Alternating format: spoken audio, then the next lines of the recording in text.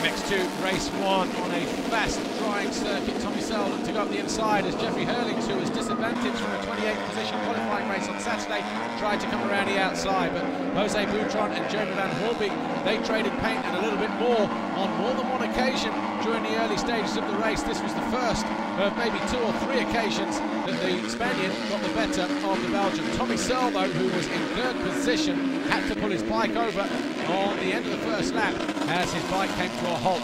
Boutron went back after Van Horbeke, and that was the result. Van Horbeke was able to pick himself up back into the race, eventually come home in 3rd position. But no one saw Joe Roulance coming in as Boutron and Jake Nichols traded over 1st and 2nd position.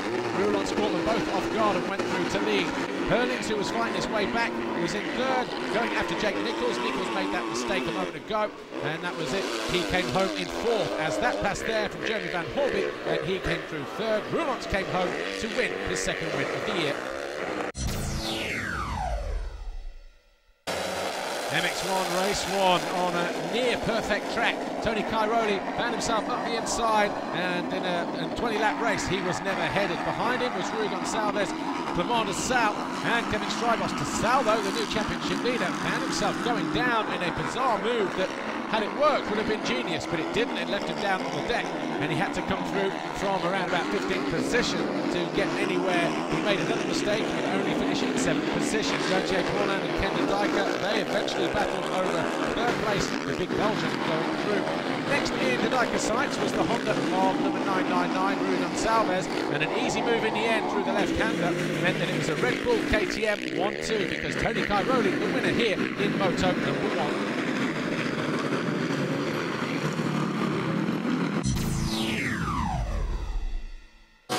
Torrential rain before the start of MX2 left the circuit pretty much waterlogged. Tommy Searle was looking for a good start, so too was Hurlings. Up the inside, the 2 Kawasaki's crept, but then Tommy Searle suffered a rear wheel malfunction that threw him down the track just before the completion of lap 1. And, well, you'll see in a moment that he came back in for a pit stop. But he rejoined the race and wasn't able to pick up any points. Up front, though, was Jeremy Van Horbeke, Jordi Tixier and Jeffrey Hurlings, who battled over the first 3 places. And Tommy Searle eventually called it a day.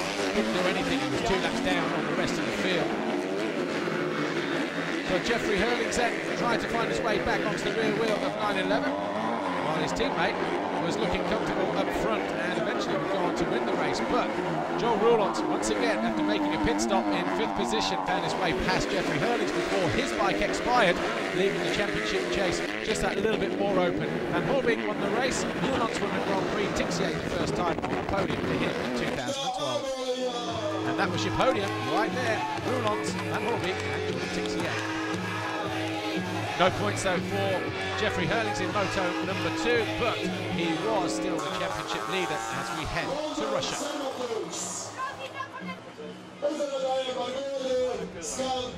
I had problems with the goggles after 100 meters because it was full of water, the track, and yeah, then I ride for like 15-20 minutes, and I was really close to somebody, but you couldn't pass without goggles, so I came in, take new goggles, and then I go to 2nd. Maybe I could go to 3rd, but that was not important today. I was really happy to have my first GP win.